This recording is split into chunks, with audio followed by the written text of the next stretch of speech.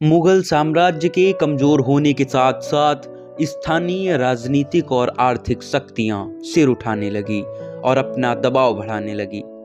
17वीं सदी के अंत और उसके बाद की राजनीति में व्यापक परिवर्तन हुए। 18वीं सदी के दौरान बिखरते मुगल साम्राज्य और उसकी खंडित राजनीतिक व्यवस्था पर बड़ी संख्या में स्वतंत्र और अर्ध स्वतंत्र शक्तियां उठ खड़ी हुई, जैसे बंगाल, अवध, हैदराबाद, मैसूर और मराठा राजशाही। अंग्रेजों को भारत पर अपना प्रभुत्व स्थापित करने के लिए इन्हीं ताकतों पर विजय प्राप्त करनी पड़ी। इनमें से कुछ राज्यों जैसे अवध तथा हैदराबाद को उत्तराधिकारी वाले राज्य कहा जा सकता है। मुगल साम्राज्य की केंद्रीय शक्ति में कमजोरी तथा मुगल प्रांतों के गवर्नरों की स्वतंत्रता के दावे से इन राज्यों का जन्म हुआ। दूसरे मराठा, अफगान, जाट तथा पंजाब जैसे राज्यों का जन्म मुगल शासन के खिलाफ स्थानीय सरदारों, जमींदारों तथा किसानों के विद्रोह के कारण हुआ था। न केवल दो तरह के राज्यों की राजनीति कुछ हद तक भिन्न होती थी, बल्कि इन सब में आपस में स्थानीय परिस्थितियों के कारण भी अंतर था। फिर भी इसमें कोई आश्चर्य की बात नहीं कि मोटे तौर पर इन सभी का राजनीतिक और प्रशासनिक ढांचा तकरीबन एक सा ही था। लेकिन एक तीसरा क्षेत्र भी था।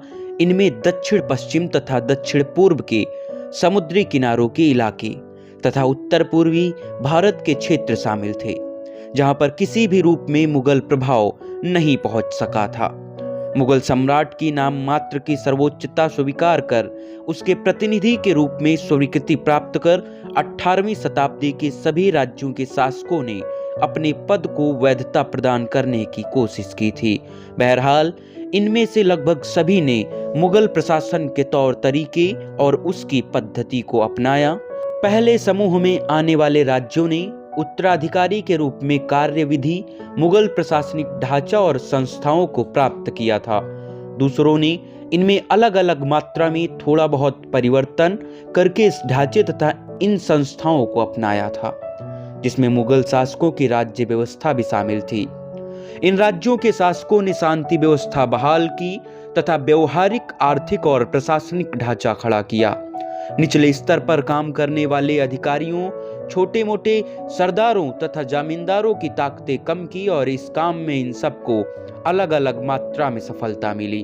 किसानों के अधिशेष उत्पादन पर नियंत्रण के लिए ये लोग ऊपर के अधिकारियों से झगड़ते रहते थे और कभी कभी सत्ता और संरक्षण के स्थानीय केंद्र कायम करने में ये लोग सफल भी हो जाते थे।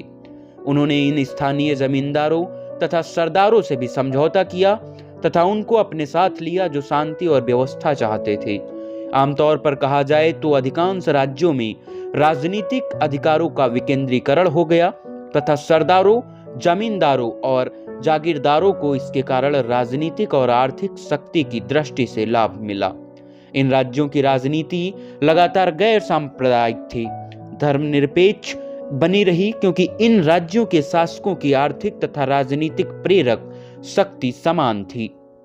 सार्वजनिक स्थानों की नियुक्तियों, सेना में भर्ती या नागरिक सेवाओं में ये शासक धार्मिक आधार पर भेदभाव नहीं बरतते थे और जब लोग किसी सत्ता अथवा शासन के विरुद्ध विद्रोह करते थे तो इस बात पर विचार नहीं करते थे कि उनके शासक का धर्म क्या है।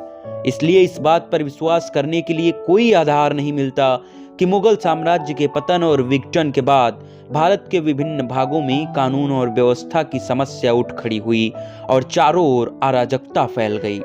वास्तविकता तो ये है कि 18वीं शताब्दी में प्रशासन तथा अर्थव्यवस्था में जो भी अव्यवस्थाएं विद्यमान थी वो भारतीय राज्यों के आंतरिक मामलों में ब्रिटिश हस्तक्षेप और ब्रिटेन द्वारा चलाए गए विजय अभियानों का परिणाम थी।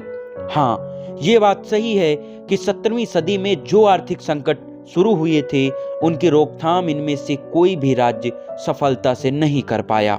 इनमें से सभी राज्य मूल रूप से कर उगाहने वाले राज्य बने रहे। जमींदारों और जागीरदारों की संख्या तथा राजनीतिक ताकत में लगातार वृद्धि होती गई और कृषि से होने वाली आमदनी के लिए वे लगातार आपस में झगड़ते रहे। इसके साथ साथ किसानों की हालत दिनों दिन बिगड़ती चली गई। जहां इन राज्यों ने आंतरिक व्यापार को ठप नहीं होने दिया, तो वहीं इन्होंने विदेश से व्यापार को बढ़ावा देने की कोशिश भी की, लेकिन अपने राज्यों के आधारभूत औद्योगिक और वाणिज्यिक ढांचे को आधुनिक रूप देने के लिए इन लोगों ने कुछ नहीं किया। इससे ये बात साफ हो जाती है कि वे आपस में संगठित क्यों नहीं हो सके और विदेशी आक्रमणों को विफल करने में उनको क्यों सफलताएं हासिल नहीं हो सकी। हैदराबाद और कर्नाटक के निजाम उल मुल्क आसफ जहां ने 1724 में हैदराबाद राज्य की स्थापना की। औरंगजेब के बाद समय के नवाबों में उसका महत्वपूर्ण स्थान था। सैयद बंधुओं को गद्दी से हटाने में उसकी अहम भूमिका थी। उसको दक्कन के वायसराय का खिताब प्राप्त हुआ था। 1720 से 1722 के बीच दक्कन में उसने अपनी स्थिति सुदृढ़ की। वो 1722 से 1724 तक साम्राज्य का वजीर रहा, मगर वो जल्द ही वजीर के काम से तंग आ गया, क्योंकि बादशाह मोहम्मद शाह ने प्रशासन में सुधार लाने की उसकी सब कोशिशों को नाकाम कर दिया था। इसलिए उसने दक्कन वापस जाने का फैसला किया, जहां वो सही सलामत अपना आधिपत्य बनाए रख सकता था। यहाँ उसने हैदराबाद राज्य की नींव रखी, जिस पर उसने कठोरता पूर्वक शासन किया। उसने केंद्रीय सरकार से अपनी स्वतंत्रता की खुलेआम घोषणा कभी नहीं की, मगर उसने व्यवहार में स्वतंत्र शासक के रूप में काम किया। उसने दिल्ली की केंद्रीय सरकार से बिना पूछे लड़ाइयां लड़ी, सुलहनामे किए, खिताब बांटे और जागीरें तथा ओहदे दिए। उसने हिंदुओं के प्रति सहनशीलता की नीति अपनाई। उदाहरण के लिए उसने हिंदू पूरनचंद उसका दीवान था, उसके दक्कन के मुगलों के नमूनों पर जागीरदारी प्रथा चलाकर सुव्यवस्थित प्रशासन स्थापित कर अपनी सत्ता को मजबूत बनाया। उसने बड़े उपद्रवियों जमींदारों को अपनी सत्ता स्वीकार करने के लिए मजबूर किया और शक्तिशाली मराठों को अपने अधिकार क्षेत्र से बाहर रखा। उसने राजस्व व्यवस्था को भ्रष्टाचार से मुक्त करने की कोशिश भी की, मगर 1748 में उसके मरने के बाद हैदराबाद उन्हीं विघटनकारी शक्तियों का शिकार हो गया जो दिल्ली में सक्रिय थी। कर्नाटक दक्कन मुगल का एक सूबा था और इस तरह वह हैदराबाद के निजाम के अधिकार के अंतर्गत आता था, मगर व्यवहार में जिस प्रकार निजाम दिल्ली की सरकार से स्वतंत्र हो गया था, उसी प्रकार कर्नाटक का नायब सूबेदार, जिसे कर्नाटक का नवाब कहा जाता था, अपने को दक्कन के नवाब के नियंत्रण से मुक्त कर अपने ओहदे को वंशगत बना चुका था। अतः कर्नाटक के नवाब सादतुल्ला खान ने अपने भतीजे दोस्त अली को निजाम की मंजूरी के बिना ही अपना उत्तराधिकारी बना दिया था।